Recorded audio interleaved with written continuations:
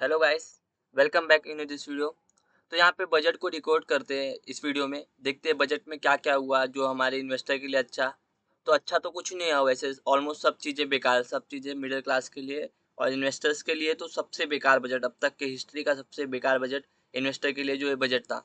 अभी देखते हैं इसमें रिकॉर्ड करते हैं क्या क्या हुआ और क्या क्या डिसीजन आए। तो सबसे पहला और सबसे बुरा जो हमारे मार्केट पे इम्पेक्ट करने वाला डिसीजन आया, जो कि सीधा इन्वेस्टर के जेब पे हाथ मारा गया सीधा। जहाँ पे हम शॉर्ट टर्म कैपिटल गेन पे हम पहले 15% टैक्स देते थे, अभी हम 20% देंगे। और ये कोई छोटा मोटा आंकड़ा नहीं, आप समझ के चलो 5% टैक्स देना मतलब आप समझो 100 रुपये अगर आप महीने में कमा रहे हो तो 20 रुपये आप गवर्नमेंट को दोगे, 80 रुपये अपने आप करोगे। और जब आपको लॉस होगा, जब ये लोग कहते हैं कि हमेशा ट्रेडर लॉस में ही रहता है, तो ट्रेडर तो लॉस ही कर रहा है। तो लॉस में तो आप खड़े नहीं हो रहे हो, थोड़ा बहुत जब वो कमा रहा है तो आप उस पर टैक्स ले रहे हो, तो ट्रेडर प्रॉफिटेबल कैसे होगा? सिंपल सी थिंकिंग रखो।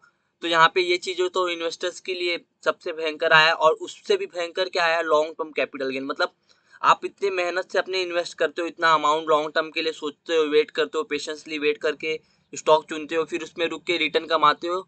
उस पर हम इनको 12.5% दे। अरे 12.5% क्यों दे हम आपको भाई? इसमें मतलब कोई भी देश में आप जाके देखो, लॉन्ग टर्म कैपिटल गेन देखोगे तो ऑलमोस्ट सब जगह ना 5% जीरो, ऐसा ऑलमोस्ट बहुत जगह तो 0% है। कोई कोई कंट्री 5% लेती है, बट यहाँ पे हम 12.5% लॉन्ग टर्म कैपिटल गेन पे टैक्स दे। तो ये तो सबसे बड़ा बेवकूफ डिसीजन, मतलब इसके लिए कोई क्या ही बोल सकते हैं। और ये चीज पहले से एक्सपेक्टेड था। जैसे मैंने एक वीडियो बनाया था पहले ही बजट पे, मैंने कहा था कि यहाँ पे सब बात कर रहे हैं एफ टैक्सेस की, बट यहाँ पे इन्वेस्टर्स के लिए ज्यादा प्रॉब्लम हुआ क्योंकि उनके टैक्स ज्यादा बढ़ने वाले हैं। अब इसका रीजन क्या था? देखो मार्केट में क्या हुआ है, बहुत ज्यादा ना म्यूचुअल फंड के पैसे आ रहे हैं, म्यूचुअल फंड से ना बहुत ज्यादा एसआईपी बन रही है, उसकी वजह से मार्केट में कैश फ्लो बहुत ज्यादा है।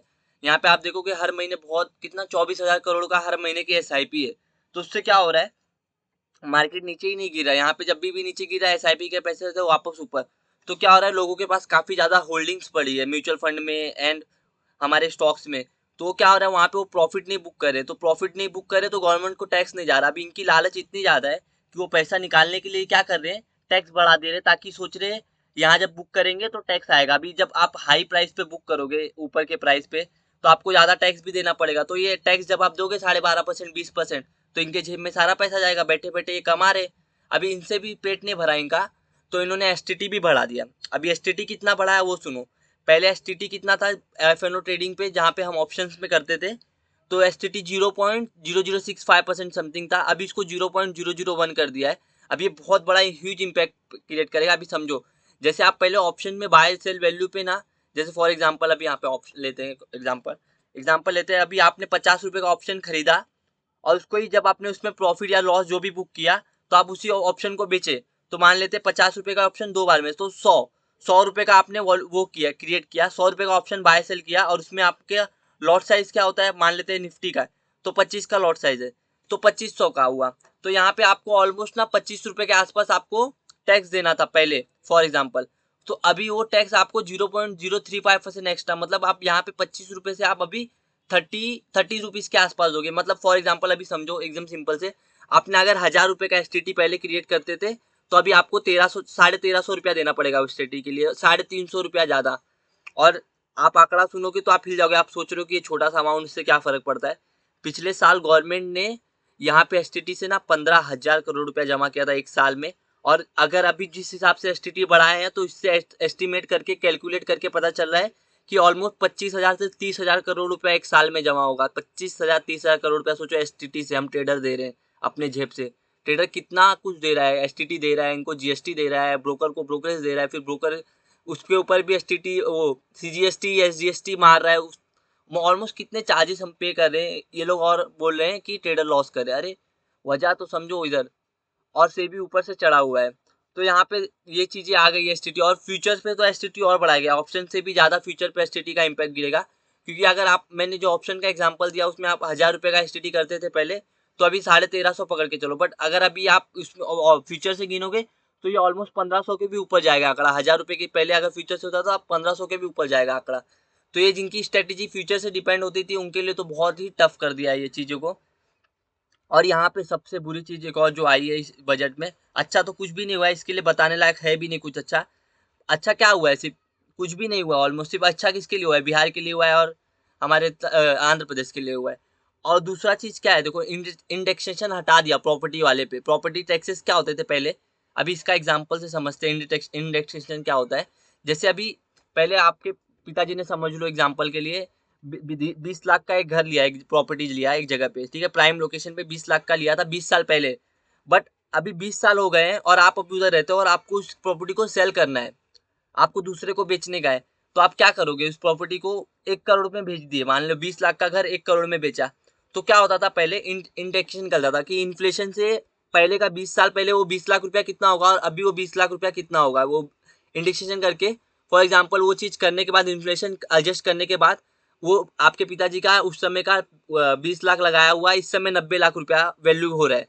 तो मतलब आपने 90 लाख का घर 1 करोड़ में बेचा इस समय, तो आपको बीच में कितना रुपया हुआ, 10 लाख का प्रॉफिट हुआ। तो पहले गवर्नमेंट उस 10 लाख पे आपसे 20% लेती थी, ठीक है, तो उस 10 लाख पे 20% कितना होगा, 2 लाख रुपया। तो आप 2 लाख रुपया टैक्स भरते थे गवर्नमेंट को। बट यहाँ पर ये लोग ने क्या किया, ये लोग ने सोचा कि ये लोग बहुत चालाक है, थोड़ा उल्टा सीधा करके बोल देंगे तो पब्लिक को लगे अच्छा है अच्छा है।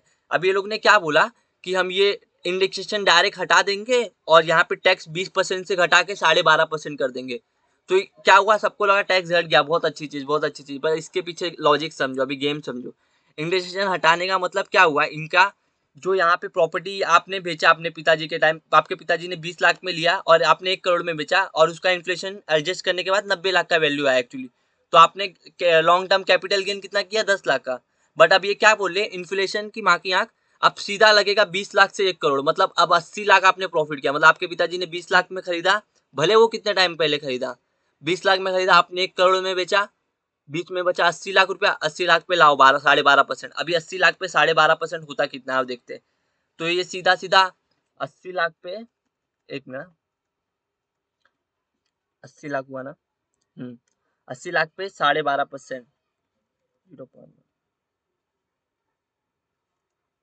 तो देखो 10 लाख रुपया जमा, मतलब आप जहां पहले उस प्रॉपर्टी पे 2 लाख रुपया टैक्स दे रहे थे, अब आप कितना दोगे, 10 लाख रुपया दोगे, जबकि आपको देना चाहिए था कितना, 2 लाख रुपया, अगर इन्फ्लेशन के हिसाब से, क्योंकि वो पैसे की वैल्यू भी चेंज होगी ना, पैसे की वैल्यू 20 साल पहले कुछ और थी, आज कुछ और होगी।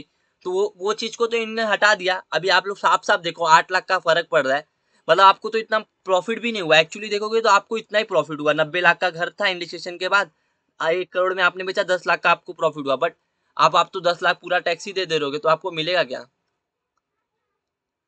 तो ये समझो ये चीजें। अभी इससे क्या होगा इम्पैक्ट पता है क्या, बहुत ज्यादा ब्लैक मार्केटिंग बनेगी, ब्लैक मनी बहुत बनेगी रियल स्टेट में, क्योंकि लोग अब सही बता के भाव पे बेचेंगे ही नहीं, ब्लैक मनी जमा होगी। और इनके क्या बोल सकते हैं, अभी देखो और कुछ बोलूंगा तो फिर ज्यादा ही बोल दूंगा। और यहाँ पे गोल्ड का क्या किया है, गोल्ड का भी बात कर लेते हैं। और गोल्ड देख लेते हैं, चलो गोल्ड और सिल्वर।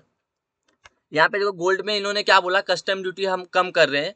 अभी कस्टम ड्यूटी कम करने के पीछे भी एक वजह है, क्योंकि यहाँ पे क्या हुआ है, इनको उनको फायदा ही होगा ये कस्टम ड्यूटी कम करके। इन्होंने ना एक कुछ साल पहले, आज से 10 साल, 10 नहीं 8 या 9 साल पहले समथिंग, एक सर्विलेंस बॉन्ड कर गोल्ड बॉन्ड लेके आया था, सर्विलेंस गोल्ड बॉन्ड। उसमें इन्होंने बोला था कि आप फिजिकल गोल्ड मत लीजिए, ऐसा गोल्ड मत लीजिए, ये बॉन्ड ले लीजिए, हम आपको इंटरेस्ट भी दे देंगे और कुछ अच्छा रिटर्न भी दे देंगे। तो अभी क्या हुआ, गोल्ड इस हिसाब से ना बहुत ऊपर चला गया है। अभी उसकी रिडेंशन डेट पास में आ गई है। तो रिडेंशन डेट पास आने की वजह से क्या किया इन्होंने, सोचा कि अभी इनको प्रॉफिट भी देना पड़ेगा, इनको पैसा भी देना पड़ेगा एक्स्ट्रा, रिटर्न भी देना पड़ेगा। तो इन्होंने क्या सोचा कि यहाँ पे इसको कस्टम ड्यूटी को कम कर देते, अपने आप गोल्ड का प्राइस पूरे इंडिया में नीचे गिर जाएगा और फिर हम इनको रिडीम कर देंगे। अब इससे आपको लग रहा रहेगा कि फालतू बात कर रहा हूँ मैं, अभी इससे पता है गवर्नमेंट को कितना फायदा होगा और इन्वेस्टर को कितना घाटा होगा, जिन्होंने सर्विलेंस बॉन्ड में इन्वेस्ट किया है। ऑलमोस्ट 9,000 करोड़ का घाटा होगा उनको, जो जिन्होंने इसमें इन्वेस्ट किया था उस बॉन्ड में, सोचो। तो अभी कस्टम ड्यूटी हटाने की वजह से क्या हुआ है, हम दुबई के रेट के बराबर आ गए। जो पहले हम दुबई का गोल्ड हमेशा हमारे गोल्ड से, मतलब हमारा प्राइस उनसे ज्यादा ही चलता था, 5-6 हज़ार रुपया। बट नाउ हम उनको एडजस्ट कर देंगे और उनके बराबर में रहेंगे। तो ऑलमोस्ट यहाँ से और गोल्ड 66,000 यहाँ तक आ सकता है, 66,000 और ये 64,000 के बीच में से गोल्ड वापस ऊपर चला जाएगा।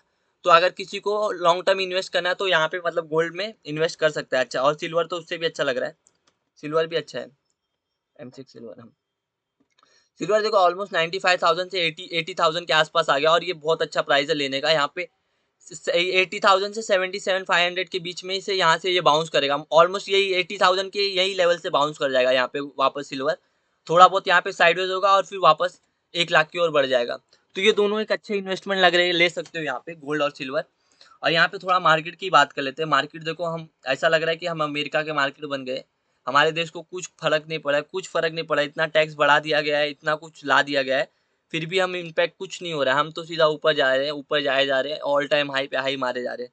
अब इससे क्या हो रहा है पता है क्या? इससे एक बबल क्रिएट हो रहा है, जहाँ पे बहुत ज़्यादा पैसा आ रहा है, बट ये लॉजिकल ही नहीं है मार्केट उतना ऊपर जाना, इन्वेस्टर पे इतना टैक्स लगना और ये सब चीज़ें होने के बाद भी मार्केट ऊपर जा रहा है। सेंसलेस काम हो रहा है, कुछ समझ नहीं आ रहा है। बट ठीक है, देखते हैं कितना ऊपर तक जाता है, किस समय बबल क्रिएट होता है, कब फटता है। क्योंकि यही सब चीज़ें 2008 में भी हुई थी, 1992 में भी हुई थी। ऐसे ही बबल क्रिएट हुआ था, उसके बाद एक बार में बबल फटा और सीधा गेम खत्म। तो देखते हैं इस बार क्या होता है। देखते हैं आगे कुछ होगा तो अपडेट करता हूँ। Thank you so much for watching this video.